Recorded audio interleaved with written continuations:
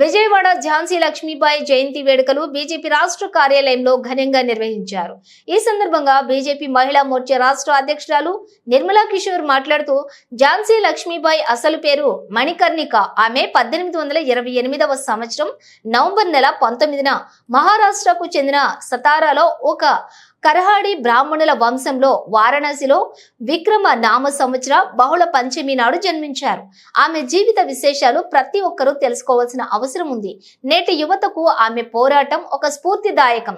స్వాతంత్ర్య సమరంలో ఆమెది మరిచిపోలేని ఘట్టంగా భావించాలన్నారు. మహిళా మోర్చా ప్రధాన కార్యదర్శి SS Lakshmi Prasanna, yes Geetha Madhuri, vice president వి రోహిణి, జోనల్ ఇన్ఛార్జి చిగురుపాటి లక్ష్మి, పాలడుగు సుభాషిణి తదితరులు పాల్గొన్నారు.